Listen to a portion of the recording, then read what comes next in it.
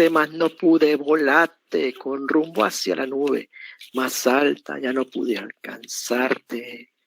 Así puede pasarles con la bata, entonces pónganse pilas, ¿no? A estudiar juiciosos. Bueno, muy bien, mis pichurritas adorados y adoradas. El día de hoy nos vamos con un terreno diferente. Vamos a pasar ya a los trastornos de ansiedad. Vamos a hablar de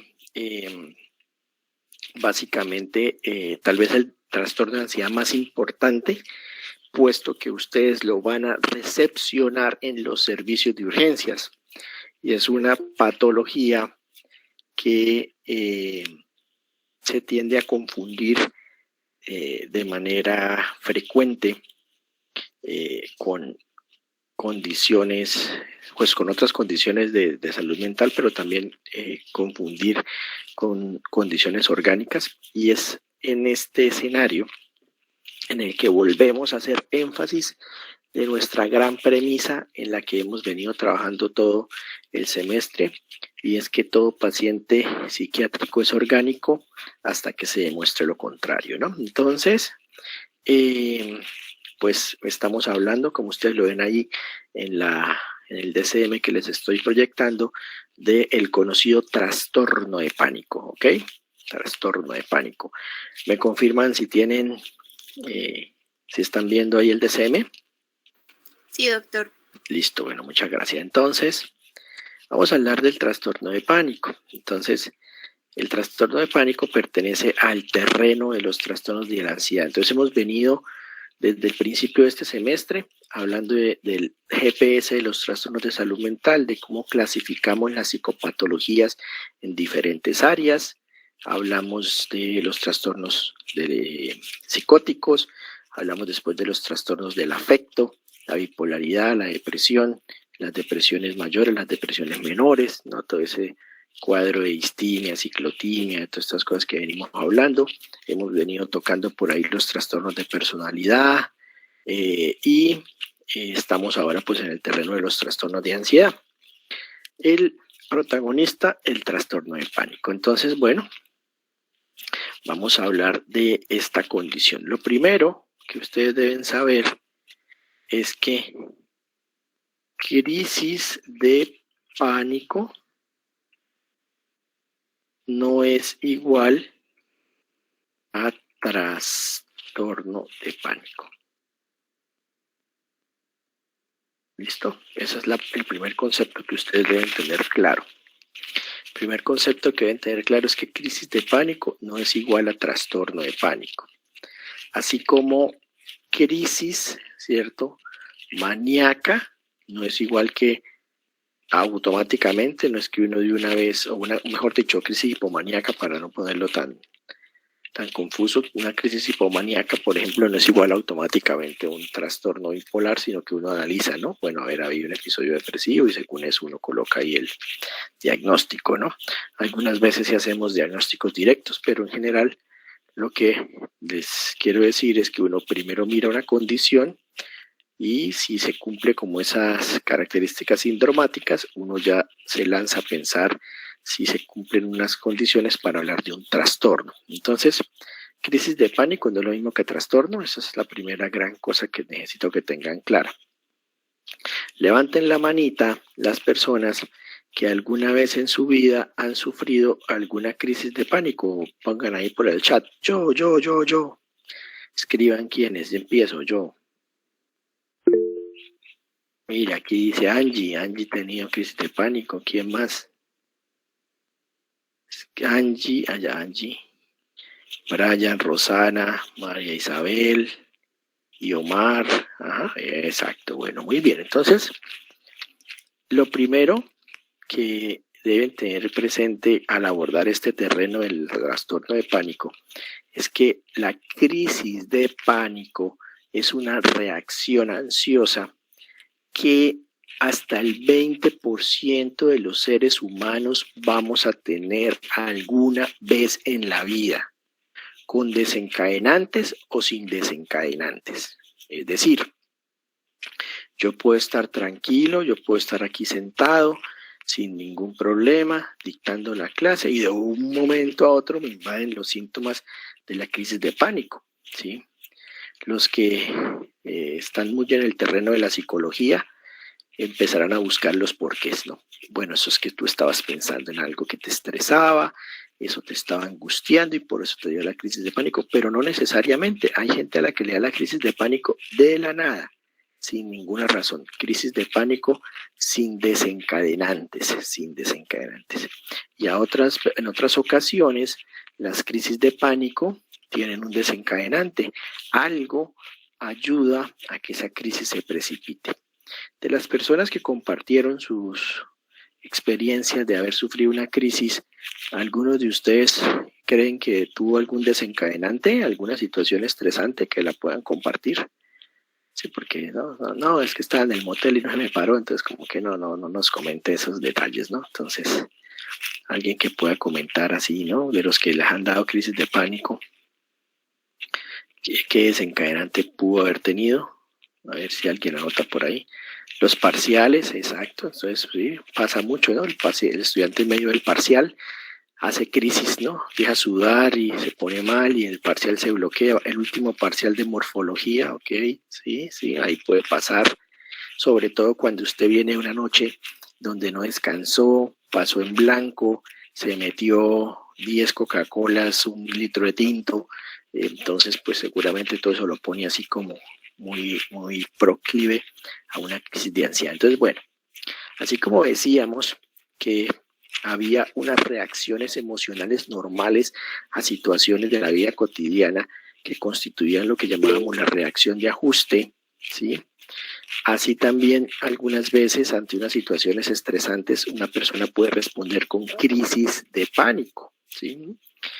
Vive 100, Red Bull, exacto, se mete en toda esa vaina y eso hace que estén más propensos a desarrollar una crisis de pánico. Entonces, las crisis de pánico son unas experiencias ansiosas muy fuertes, muy extremas, que parecieran que entran automáticamente en el terreno de lo patológico, pero no necesariamente.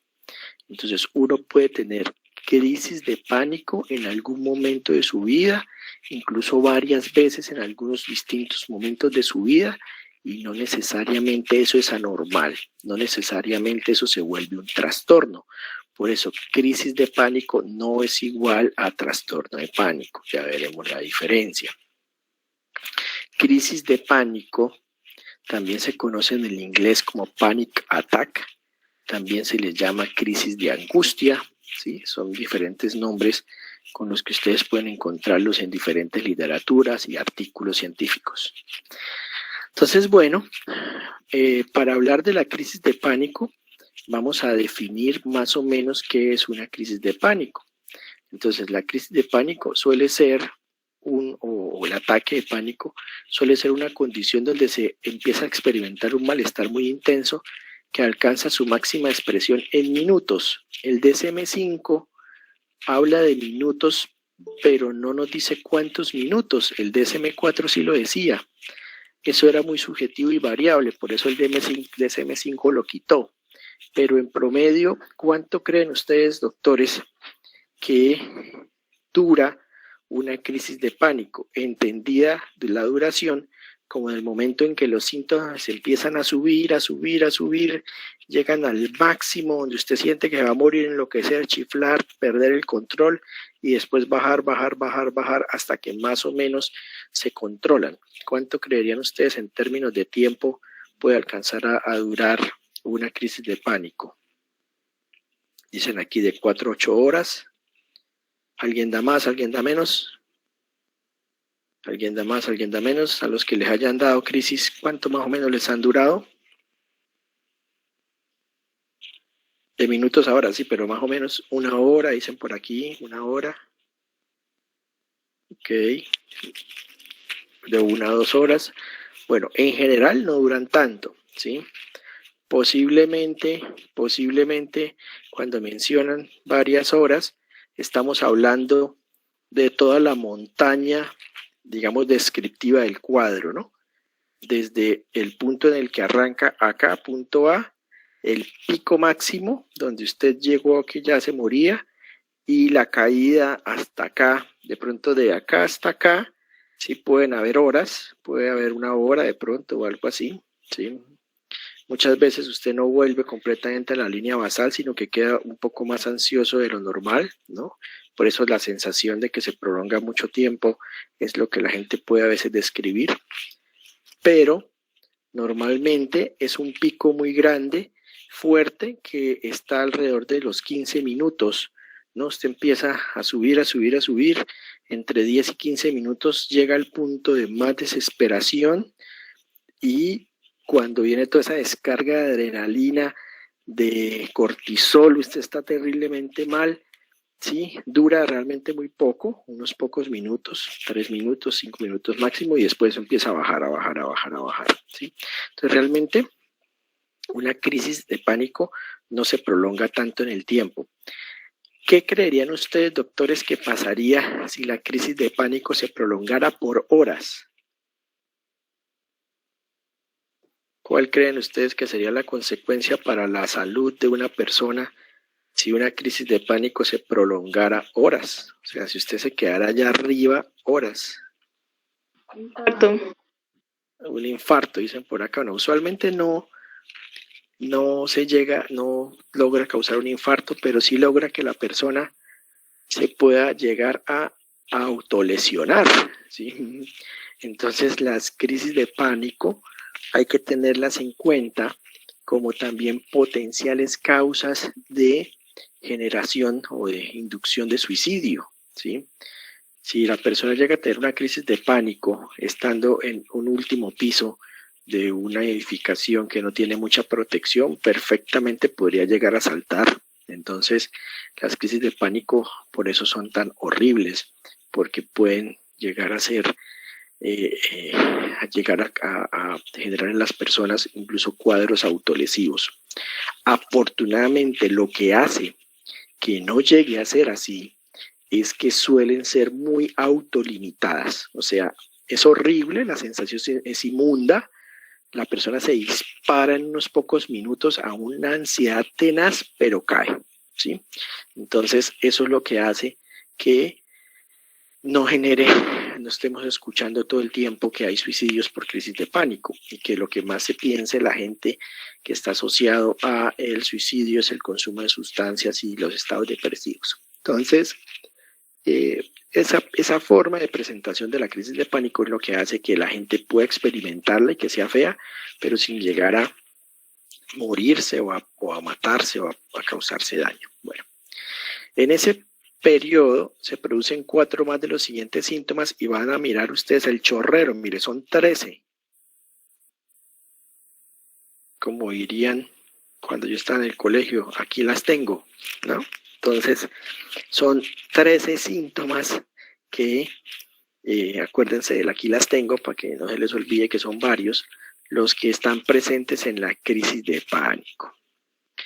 Al igual que nos pasó cuando mirábamos lo de la tusa, vamos a mirar acá que estos síntomas nosotros los hemos tenido ante respuestas ansiosas normales. Entonces, primer síntoma, palpitación, golpeteo del corazón, aceleración de la frecuencia cardíaca, ¿sí?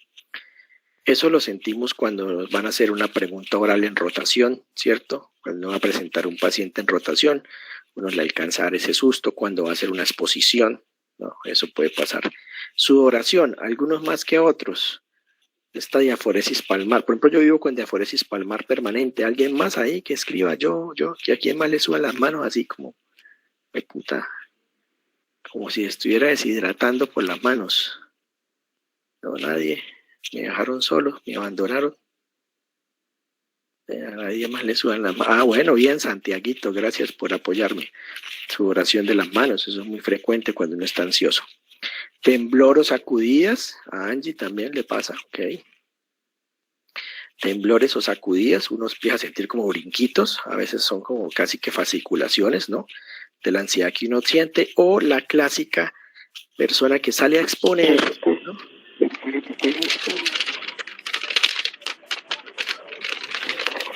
Hoy les voy a exponer del sistema nefrótico.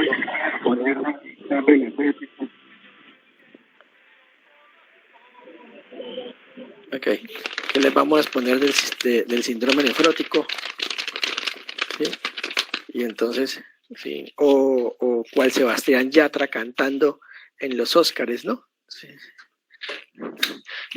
Dos oruguitas enamoradas van por el mundo como si nada, ¿sí? Entonces se pone así nervioso y pues la gente tiembla, ¿no? Temblor o sacudidas. Otra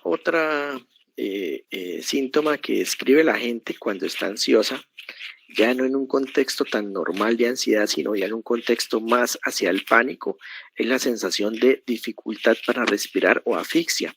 Entonces las personas que le van a llegar a ustedes a los servicios de urgencias en crisis de pánico, parte de lo que van a decir es que tienen disnea, ¿sí? Que no puedo respirar, el aire me falla, el aire no me entra, la respiración me falla. Y lo que puede llevar el no respirar bien a estas personas es que hagan que doctores, no sé si lo hayan visto de pronto en servicios de urgencias cuando han llegado gente así ansiosa. La bolsa. Se hiperventilan. Esa hiperventilación empieza a barrer mucho CO2 y empieza a haber toda una alteración de la contractibilidad muscular y entonces se tuercen, ¿no? Ay, no. Entonces ahí es donde les recomiendan colocar una bolsa, como dicen en los aviones, cubriendo nariz y boca y respire normalmente. Entonces, hacer que recircule ese CO2, que no se barra tanto, ayuda a veces a disminuir esa tendencia a la, me olvidé ahorita la palabra, la hiperventilación, que se tuerzan por la hiperventilación, ¿listo? Entonces, mucha gente en crisis de ansiedad dice que siente dificultad para respirar o se está asfixiando. Lo mismo, pues va de la mano la sensación del ahogo. Otros dicen que sienten presión en el pecho, sensación de que algo les está atravesando el pecho y que posiblemente el corazón se les va a detener. Hay un temor muy grande a sufrir un infarto, un derrame o una condición así extrema, ¿no? Si usted es médico, pues está más propenso a tener más ideas catastróficas, ¿no? ¿Será que tengo un tromboembolismo pulmonar, por ejemplo? Entonces, eso de ser médico a veces no ayuda cuando uno tiene pánico, ¿no? Porque sería un buen estudio, ¿no? Prevalencia de las crisis de pánico en los entornos médicos y cómo el conocimiento de las condiciones fisiopatológicas aumentan la experiencia angustiosa de que algo malo va a pasar. Mira, anótenlo ahí para una posible investigación a los que les gusta.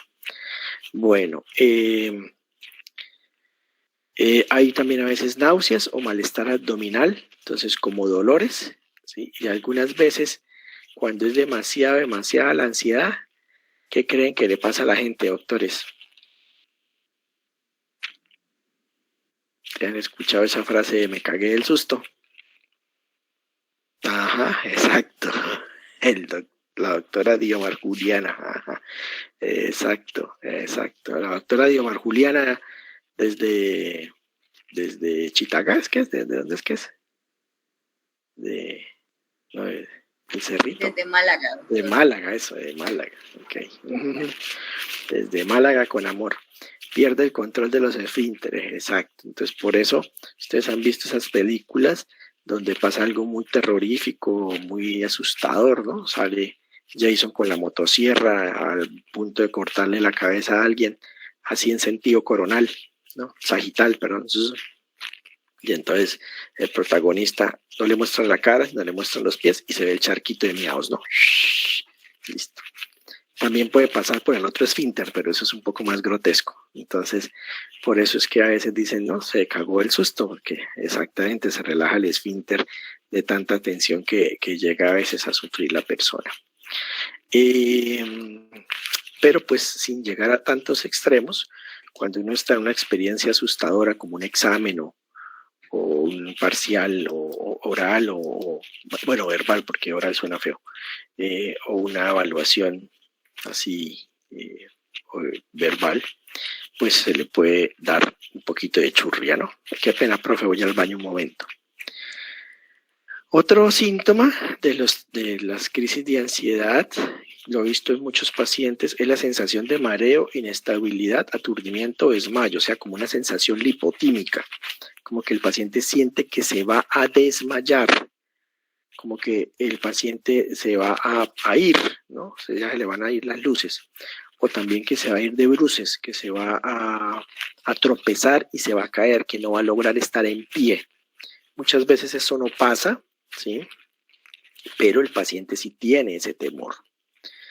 Esto va de la mano con el punto 11 que estamos viendo acá, de realización y despersonalización, que en algún momento habíamos hablado. Entonces, la persona siente como que el mundo a su alrededor no es real, como que es una película, un sueño, o que uno se está saliendo del cuerpo, como que uno se está desdoblando, ¿no? Así como el Doctor Strange cuando le dan el golpe así, le sacan el alma, que queda así flotando, una cosa así, ¿no? Como difícil de explicar.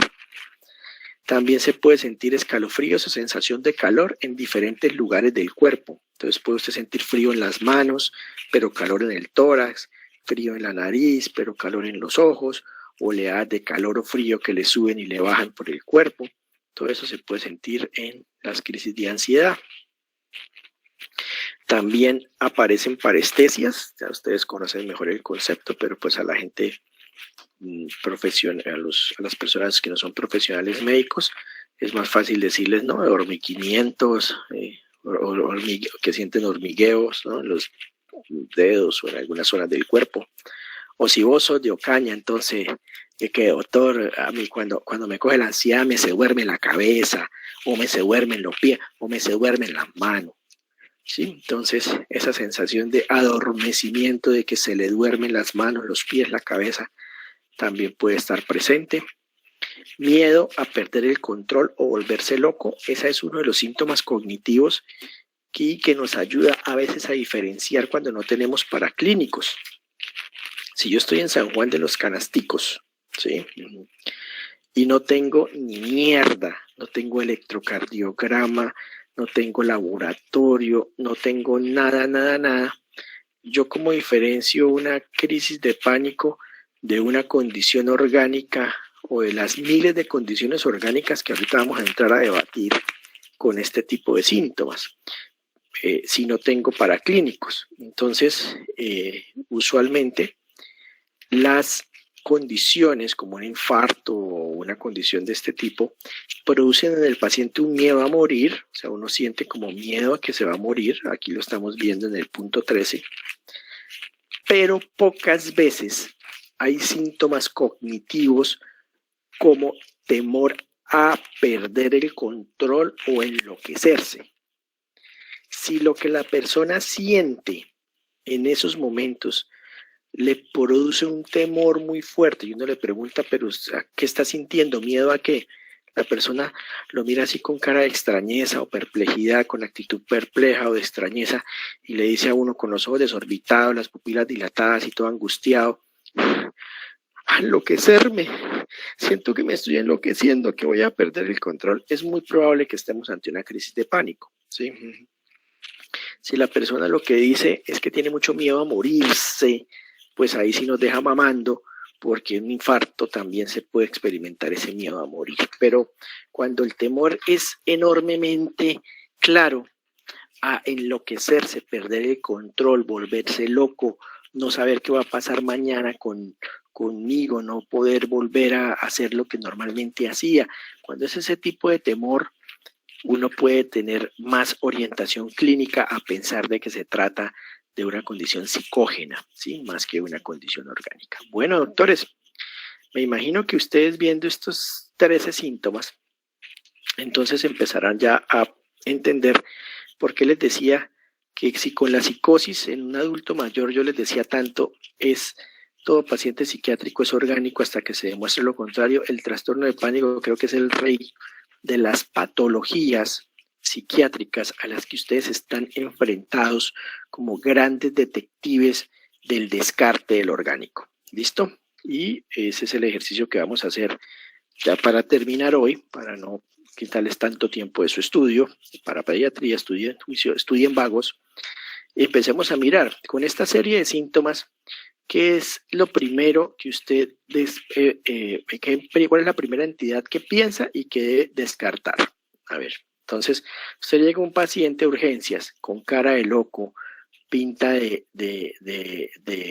bazuquero, lo que usted quiera, pero en crisis de pánico con todos estos síntomas, usted tiene el deber médico, ético, de pensar antes que cualquier cosa psiquiátrica que este paciente, ¿qué le está pasando? Primer diagnóstico diferencial. Bueno, sí, la abstinencia es uno, pero me refiero, bueno, aquí puse yo, sí, tiene razón la doctora Juliana, la confundí porque dije que era bazuquero.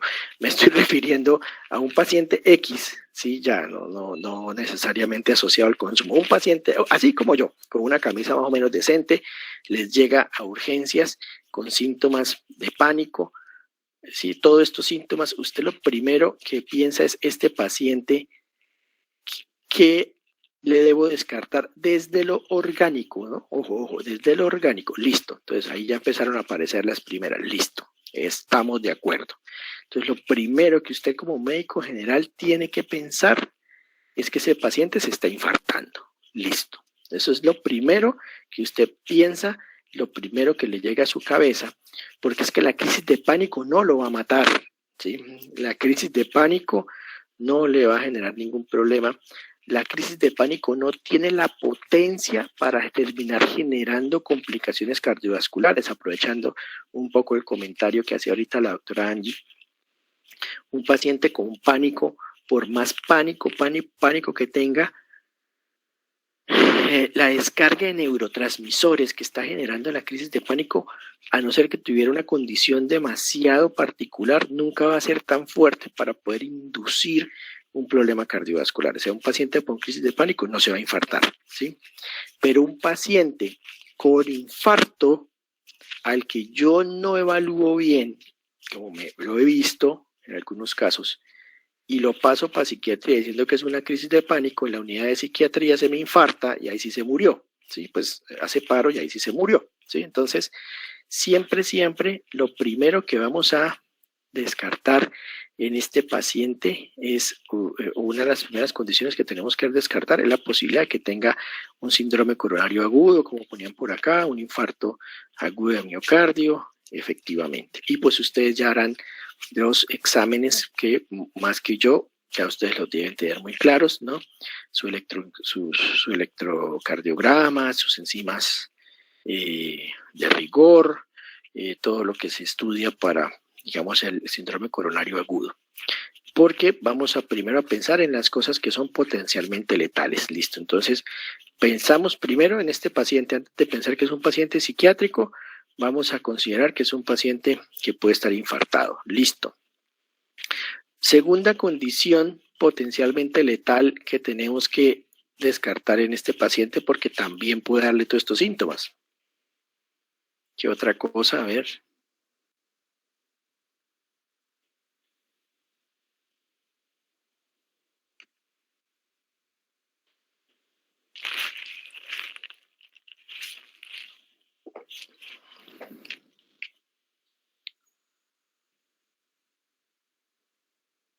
Se las dije yo hace un rato también. Exacto, el tromboembolismo pulmonar, perfecto. Entonces también hay que pensar en que pueda tener un tromboembolismo pulmonar. Siguiendo por la línea de lo cardiovascular, hay una condición que se ha asociado mucho a las crisis de pánico y es la coartación de aorta. La coartación de aorta muchas veces también da sintomatología muy similar al pánico. Entonces, tener presente esa condición. Entonces, digamos desde lo cardiovascular, podríamos tener un infarto, podríamos tener un tromboembolismo pulmonar, podríamos tener una coartación de aorta, podríamos tener también algún tipo de arritmias, algunas arritmias pueden producir, sobre todo esta primera etapa, estos primeros síntomas del cuadro descritos acá al principio, ¿no? La palpitación, el golpeteo, la taquicardia, ¿sí? Todos estos síntomas pueden tenerlos, ¿sí? A veces el paciente puede tener ciertas tendencias a lo que son los síncopes vasovagales. Muchas veces no se genera completamente el síncope, no se alcanza a perder la conciencia, quedan ahí como a mitad camino con lipotimia.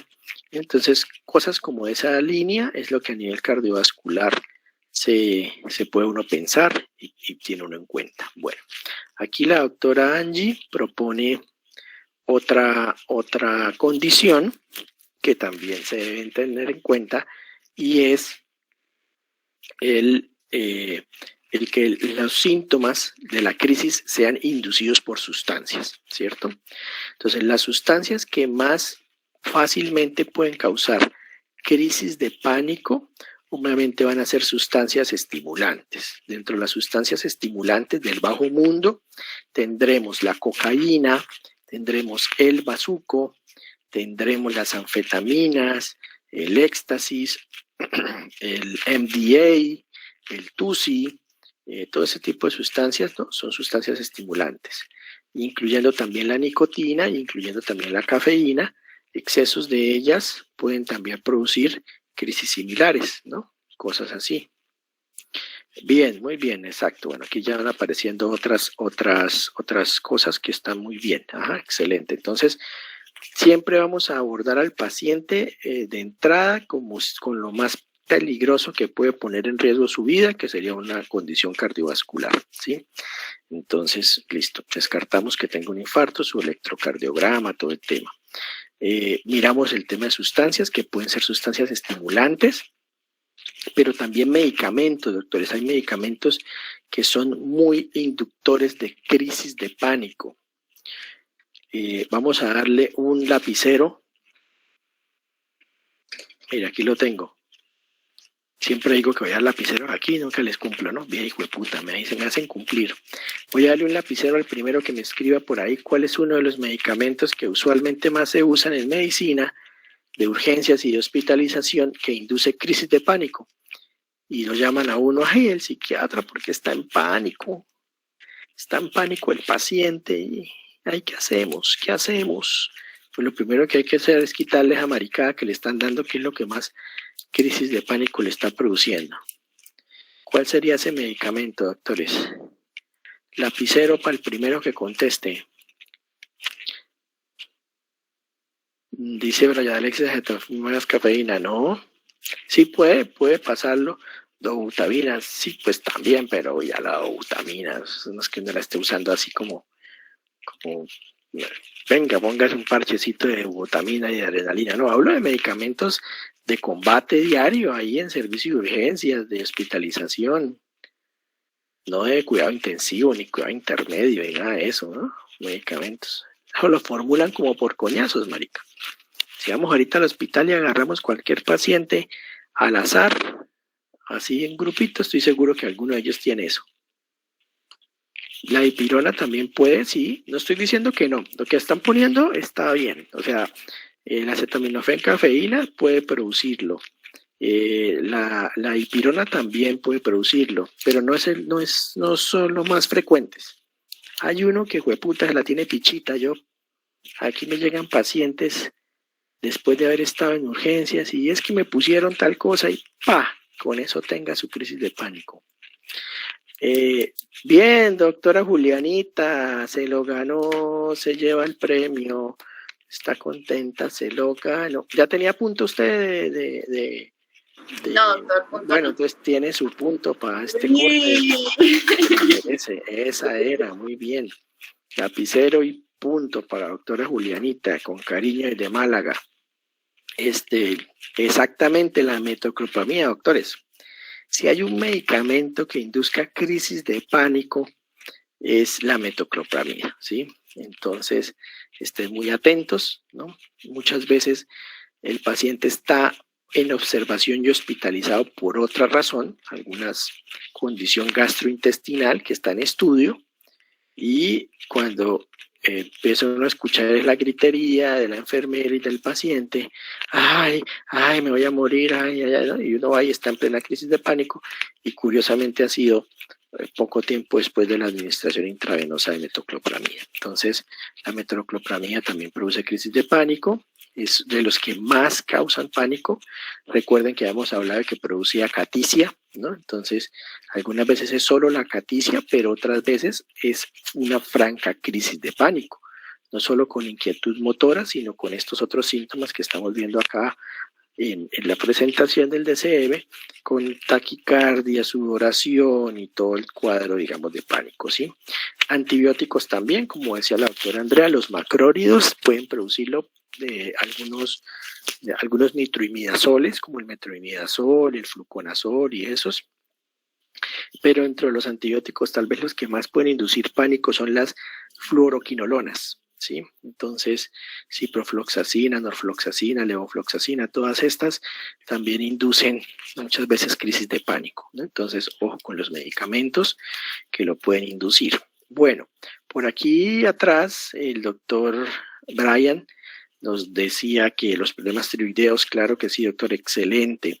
Sobre todo el hipertiroidismo, el hipotiroidismo también, pero más el hipertiroidismo, debuta muchas veces con crisis de pánico, ¿sí? Entonces el paciente llega taquicárdico, con palpitaciones, con sensación de que se va a morir, de que algo malo está muy mal, de realización, despersonalización, la tensión por las nubes, y se empieza a estudiar y pues efectivamente tiene un hipertiroidismo, por ejemplo, sin que uno haya desarrollado oftalmos o cosas así que como que lo hagan a uno sospechar, puede pasar. Y puede pasar también en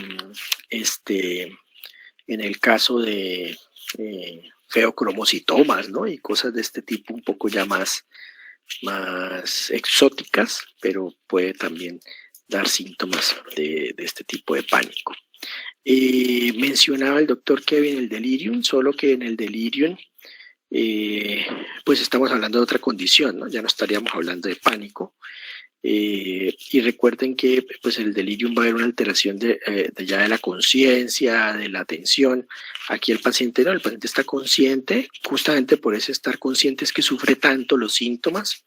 Entonces digamos que como que no podríamos decir que el delirium es causa de pánico, porque estamos hablando como de condiciones distintas, pero pues sí tener en cuenta que fenómenos que pueden inducir delirium también pueden inducir pánico, como el tema de los medicamentos que ahorita hablábamos, ¿no? Entonces, por decir algo, un desequilibrio electrolítico más probablemente producirá delirium que pánico, pero eventualmente también. Y hablando de esta parte endocrina, endocrinológica, tiroides y todo esto, ¿qué otra condición también metabólica, no tan rebuscada, ¿no? No vayan a empezar a ir aquí con enfermedades huérfanas y todas esas cosas, puede producir también crisis de pánico, y al paciente le puede llegar una crisis de pánico y resulta que no es nada psiquiátrico, es algo completamente metabólico. Facilito, a ver, ¿quién me dice? Como diagnóstico diferencial, dice aquí, sí, claro, no, bien, está bien, no es que esté más. El lupus eritematoso sistémico pocas veces da pánico, ¿no? Muchas veces da más psicosis y otras cosas. Cushing, no tan exagerado, doctor, es más suavecito. Va por el lado de la diabetes, pero no es propiamente la diabetes. Un paciente que le pase ¿qué?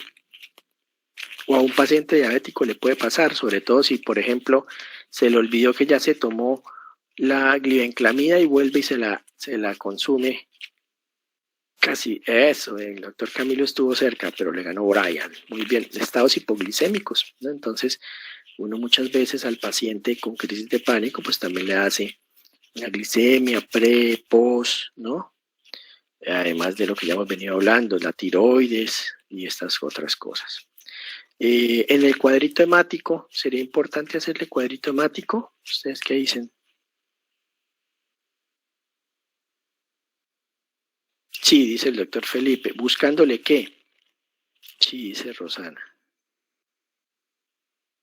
¿Qué puede haber en el cuadro hemático que nos oriente a pensar que hay algo que puede estar explicando una posible crisis de pánico? No me vayan a salir que con un síndrome de respuesta inflamatoria sistémica y una sepsis, no, una cosa mucho más sencilla, que con un cuadrito hemático se puede ver porque puede darle a uno síntomas de pánico. Vamos a ver, ¿quién anota ahí? Ya para ir terminando hoy. Eso, doctor Felipe, excelente, anemia. Entonces, una paciente, pongo el ejemplo con mujeres porque es donde lo he visto, y pues ustedes saben que obviamente algunas mujeres por su condición de menstruación pueden llegar a desarrollar anemias importantes. Entonces, una mujer que no se ha fijado mucho como en los niveles de pérdidas por su hipermetrorragia, bueno, ustedes además el término, ahí me corrigen, por su abundante menstruación, ha perdido mucha sangre y perfectamente llegan con unas hemoglobinas de 9, de 8, ¿sí? Y pues no se ven tan pálidas porque usualmente de pronto son medio ya pálidas y llegan al servicio de urgencias en crisis de pánico, ¿no? Con taquicardia refleja por todo este tema de la misma anemia.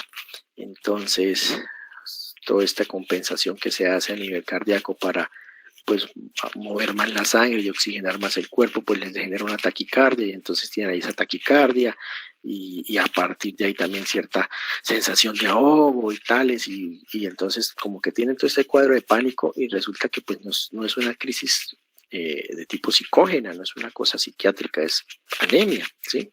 Entonces, fíjense cómo hay mucho diagnóstico diferencial, como decía el doctor Kevin, ¿no? Alrededor de todos los síntomas que tiene una crisis de pánico. Entonces, ya para ir cerrando el día de hoy, crisis de pánico nos pueden dar a todos, no es un diagnóstico psiquiátrico, es simplemente una condición que no es un trastorno como tal, no es que no sea un diagnóstico, sino no es un trastorno. Tener una crisis de pánico puede pasar. Cuando una crisis de pánico llegue a urgencias, su primer tarea es descartar la organicidad por encima de cualquier cosa, ¿sí? Entonces, a pesar de que parezca muy psiquiátrico el paciente, a pesar de que tenga de pronto antecedentes muy claros, ustedes no lo asuman, ¿no? Ha pasado que frecuentemente llega un paciente que, por ejemplo, es bipolar o, por ejemplo, tiene un trastorno depresivo o alguna cosa así, y fácilmente el médico de turno se fresquea y como ya lo conoce, entonces dice, eso es que está ansioso, ¿sí? Pongámosle un diazepam intramuscular y dejémoslo en observación. Y cuando lo van a mirar, pues el man está ya tranquilo, pero muerto, ¿sí? Porque estaba infartado. Y como pues pensaban que por ser psiquiátrico lo que tenía era ansiedad, pues no le prestaron mucha atención. Entonces no, siempre que el paciente llegue con unas crisis ansiosas, está pasado tranquilo, ajá, sí. Entonces, el paciente llega con unas crisis ansiosas, pues la primera tarea de ustedes como médicos en el servicio de urgencias es descartar la organicidad. Entonces, descarten lo más grave, lo más peligroso que pueda comprometer la vida del paciente. Eso es lo primero que tienen que hacer. Solicitar los paraclínicos de manera racional, que tengan lugar en ese momento y que tengan posibilidades de solicitar. Y una vez todos esos exámenes estén negativos, todos esos exámenes nos den la tranquilidad de que el paciente no tiene una condición orgánica, es cuando empezamos a considerar que efectivamente lo que el paciente presentó fue una crisis de ansiedad o una crisis de pánico y pasaremos a darle el manejo correspondiente, que será lo que veremos después de comerciales. Entonces, la idea es que Dios mediante el jueves, ¿no? Después de esa situación panicosa a la que se van a enfrentar, pues hablemos un poco de cuál sería el manejo del paciente con la crisis de pánico cuyo primer y más importante abordaje es esto que vimos el día de hoy, el enfoque que le vamos a dar. Entonces, paciente con síntomas, con cualquiera de estos 3 síntomas o este grupo de síntomas más bien, no cualquiera, pero sí todo este grupo de síntomas que llega al servicio de urgencia, que uno piensa, oiga, ¿será que tiene pánico? De hecho, pues, mi enfoque como psiquiatra siempre es así, o sea, un paciente a mí me dice, no, es que llegó con taquicardia, sudoración, angustiado, pues yo una vez digo, ¿será una crisis de pánico? ¿Cierto? Obviamente, por ser psiquiatra, ese es mi pensamiento, digamos, como automático, pero se me prende una vez la alarma médica, porque antes de ser psiquiatra uno es médico, y digo, espere, ¿no? Ojo, entonces, primero es hacer toda esta serie de cosas. De hecho, en mi consulta, casi siempre los pacientes que me llegan, ya para valoración y manejo, suelen venir con una carpetada de exámenes, ¿sí? Que han hecho colegas médicos generales como ustedes, ¿sí? Muy bien, con muy buen criterio, y no han encontrado un toche. Entonces, al no encontrar nada, pues entonces como que se reafirma la posibilidad de que sí sea una crisis de pánico, un posible trastorno de pánico, y en consecuencia, entonces, pues ahí sí ya vienen con el especialista para que decidamos como cuál es el mejor tratamiento para hacer. Pero entonces tengan presente, doctores, que su tarea, la más importante, ya le hemos hablado todo el semestre, es descartar la organicidad. Es decir, cuando ya vaya el especialista, pues que tenga todos los exámenes. No es que le manden la crisis así de pánico cruda al especialista para que uno sea el que tenga que pedir el electrocardiograma y putear entonces al interno por no estar haciendo lo que tiene que hacer. ¿Listo? Bueno, doctores, hasta ahí preguntas, dudas, inquietudes que no tengan que ver con manejo o cosas así, porque eso pues lo vamos a ver después.